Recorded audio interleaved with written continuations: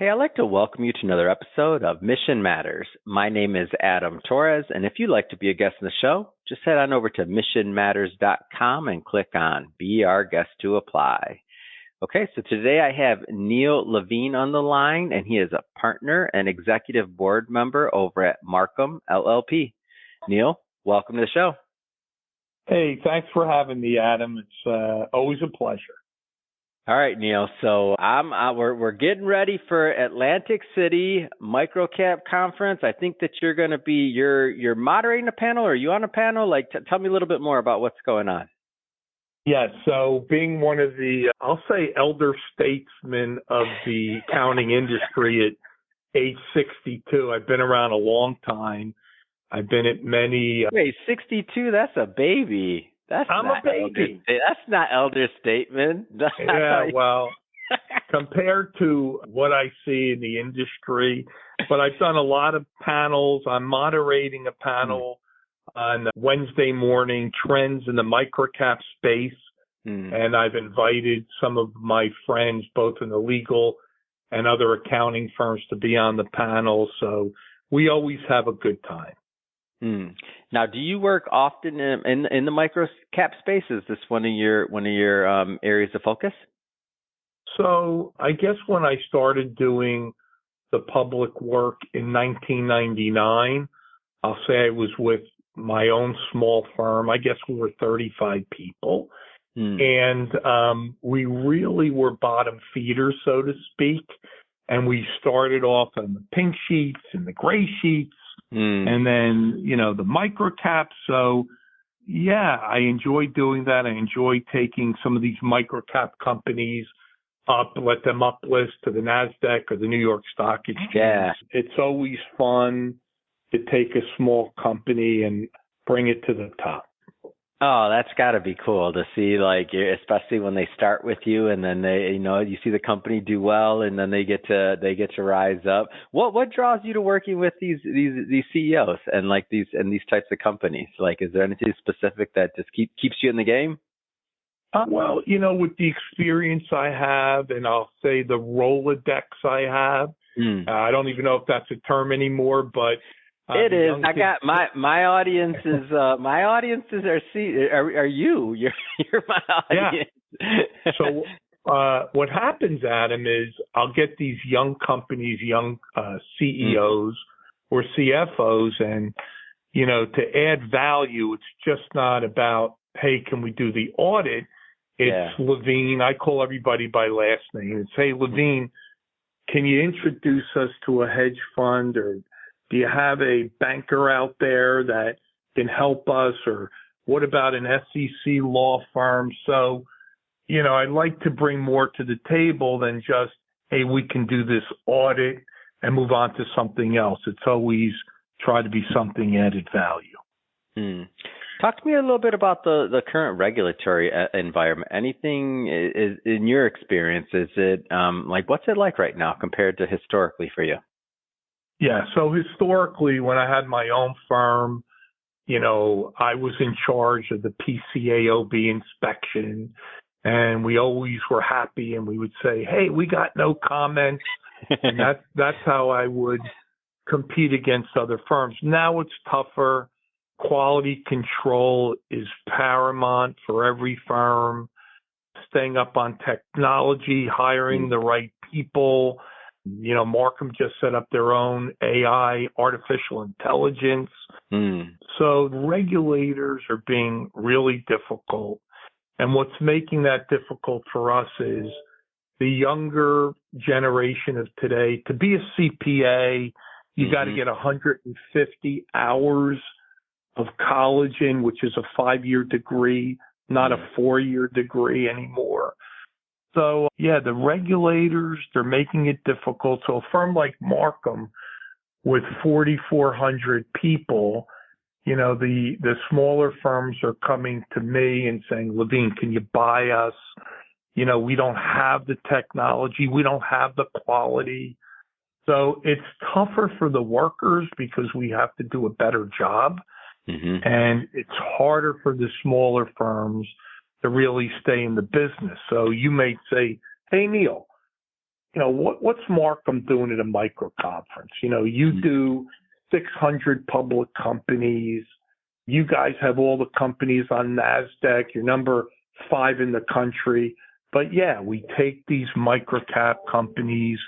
We, go through corporate governance and we really put them on the right road so they can be successful to deal with the regulators, because really nobody wants to be in trouble. Nobody wants to lose their license. It's not like the old days. This is a very difficult regulatory environment. Yeah, and one of the things that's interesting is I've kind of so I'm newer to, well, I should back up a sec. So just for us at least, so I was in finance almost 14 years, but I was an advisor, and so I came at this from a whole different side of the coin. I'm just looking at what the content they're putting out, but now, so this is my first time going to a microcap conference, or really covering microcap at all, actually, in terms of on this side of the coin, so to speak, or this side of the mic, I should say, right? So to go out there to see what CEOs are thinking about right now. I'm newer to that. For you, you've been doing this a long time, and like you just mentioned, insight into 600 plus companies. So I know it's not a one size fits all, but let's just say that the temperature, what's on the mind of some of the CEOs out there right now, from your perspective? Well, the temperature for the microcap CEO would be, hey, we're a smaller company. We'd like to do things right. We'd like to stay in the game for, say, a year or so, maybe 2 years, on the OTC, which is the over-the-counter, and then uplist. So, hey, when you uplist, you're going to NASDAQ, you're raising bigger money, and if you have a really good product, sometimes you need a place to start, and this is a good place to start. When you're a microcap company, you can even start by not having audited financials, just getting your financials done, call them unaudited, people can see them. Then you can move up to corporate governance and getting yourself audited. It's a slower pace where you can start, but the bottom line is you're really going to focus on uplisting eventually. Even some of the trends in trading an OTC company that's not audited, very difficult. A lot of the broker dealers, if it's under a penny, they're not even going to let you take the stock.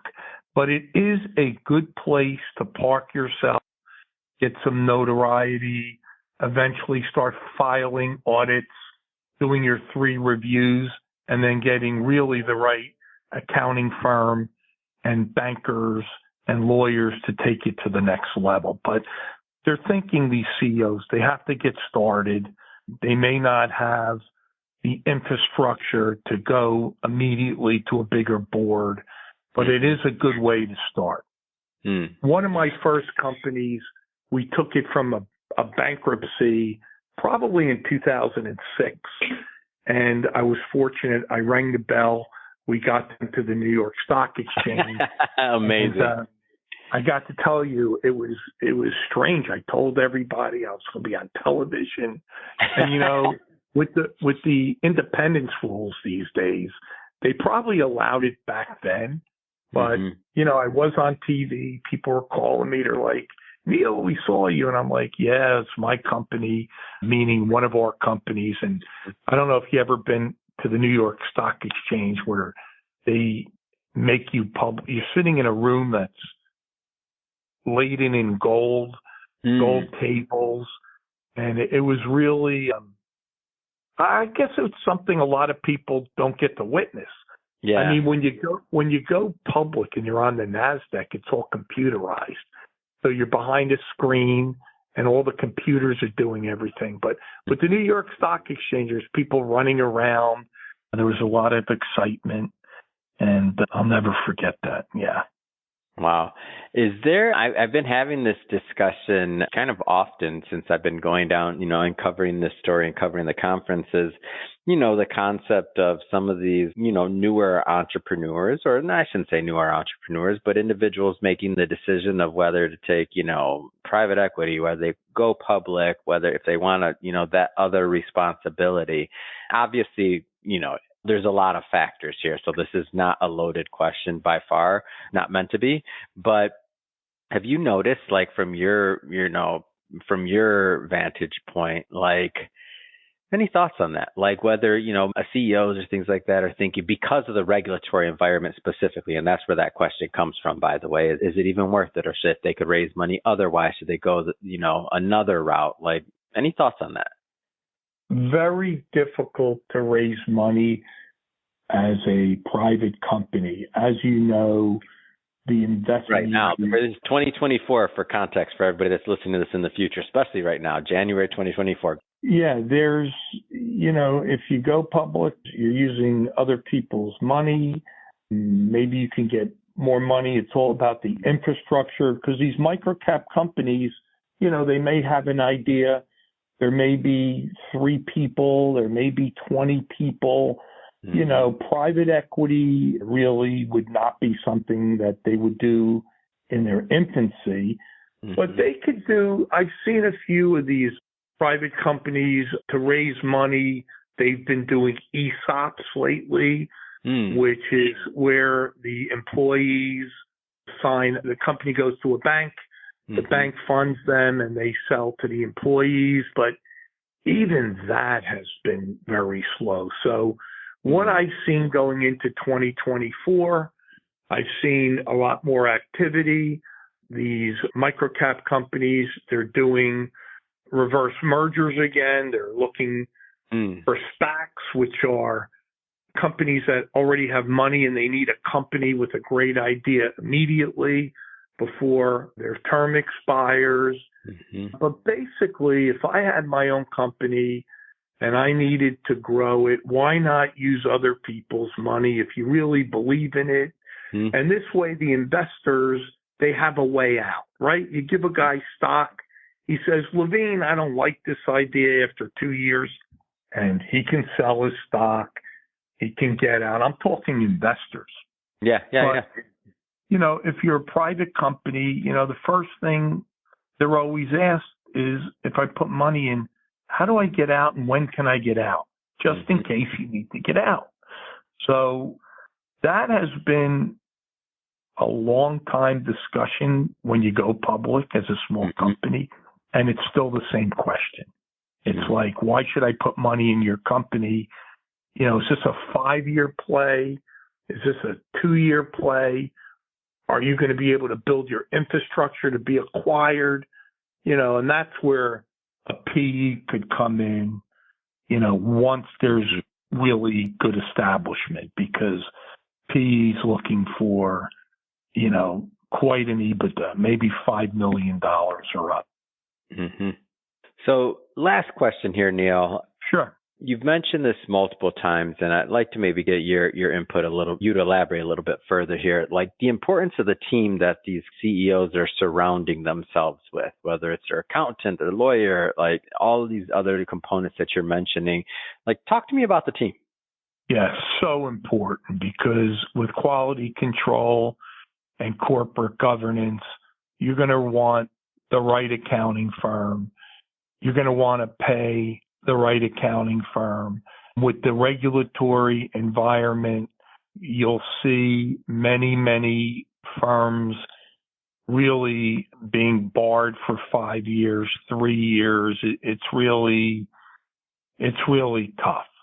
So, but when you're a bigger firm, you do have the quality, you have the work papers, you have everything, that protect the investment community, and you need a good lawyer. You need a lawyer, who's not just going to say, hey, I'll do your Form 10 or Form 10Q. You're going to need a lawyer who knows the rules, and you're going to need a banker who understands, what warrants and issuing options due to a company's balance sheet and if there's going to be a lot of dilution. So the CEO really needs a quality team around them to execute his business plan really in this day and age. When I came around doing this in early 2000s, less important, now extremely important. If somebody's listening to this and they want to continue the conversation and learn more about Marcum, what's the best way for them to do that? Sure. Well, Marcum has their website, neil.levine@marcumllp.com. I'm also very popular on LinkedIn, so there's a lot of ways you can find me. If you want to ask to the people running the conferences that I speak at 2 or 3 times a year, they know how to get me as well. Be my pleasure to answer any questions anybody has. Fantastic. Well, Neil, thank you for coming on the show, and I look forward to meeting you in person at the conference. And to the audience, as always, thank you for tuning in. If you didn't hit that subscribe button yet and you're a new listener, hey, don't forget, hit that subscribe button. We have many more mission-based individuals on the line that we don't want you to miss a thing here. So again, hit that subscribe. And Neil, really has been a pleasure. Look forward to seeing you in Atlantic City. So thanks again. Thanks so much, Adam, and I will bring a winter coat for you. Take care.